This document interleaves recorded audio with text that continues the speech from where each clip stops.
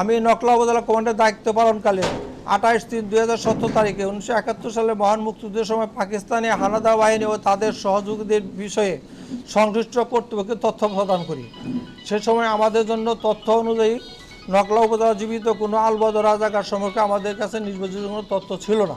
এই বিষয়টি আমরা স্পষ্টভাবে জানিয়েছিলাম।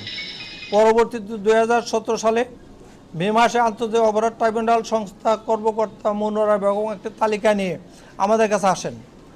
আমার তৎকালীন রাজনৈতিক ও প্রশাসনিক চাপের পরিস্থিতিতে এই তালিকায় আমাদের স্বাক্ষর নেওয়া হয়।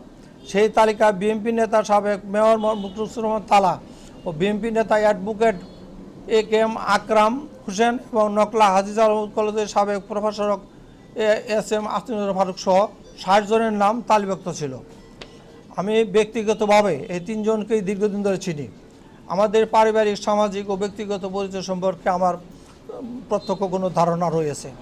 আমার ব্যক্তিগত জ্ঞান স্মৃতি অনুযায়ী মহান মুক্তিযুদ্ধের সময় তাদের এমন বয়স ছিলেন যে তাদের রাজাকার, আলবদর বা এই ধরনের কোনো বাহিনীর সঙ্গে সম্পৃক্ত থাকার বিষয়টি আমাদের কাছে বিশ্বাসযোগ্য নয়।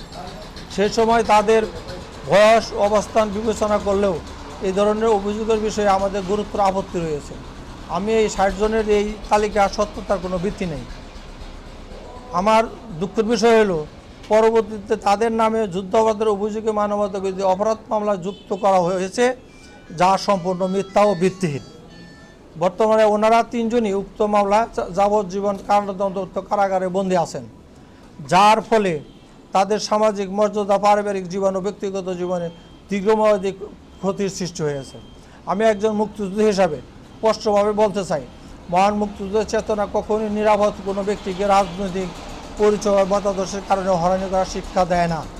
মুক্তিযুদ্ধের প্রকৃত ইতিহাস ও অপরাধীদের চিহ্নিত করার পাশাপাশি নিরপরাধ মানুষের ন্যায় বিচার নিশ্চিত করার কারো আমাদের দায়িত্ব। আমি আরও বলতে চাই, আমার এই বক্তব্য কোনো রাজনৈতিক স্বার্থে নয়, বরং আমি ব্যক্তিগতভাবে যাদের চিনি এবং বিষয়গুলো সম্পর্কে আমার প্রত্যক্ষ জ্ঞান অভিজ্ঞতা রয়েছে, সেই সত্যটি দায়িত্বশীল নাগরিক ও একজন মুক্তিযোদ্ধা হিসাবে তুলে ধরেছি। আমরা চাই মুক্তিযুদ্ধের ইতিহাসের মর্যাদা অক্ষুণ্ণ থাকুক, প্রকৃত অপরাধীরা চিহ্নিত বিচারের আওতায় আসুক, একই সঙ্গে কোনো অপরাধী মানুষ যেন মিথ্যা রাজনৈতিক উদ্দেশ্যে প্রমাণিত অভিযোগের শিকার না হয়।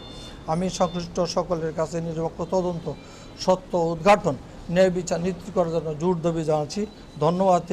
আবুল মনসুর, সাবেক কমান্ডার, নকলা মুক্তিযোদ্ধা সংসদ, নকলা উপজেলা কমান্ডার।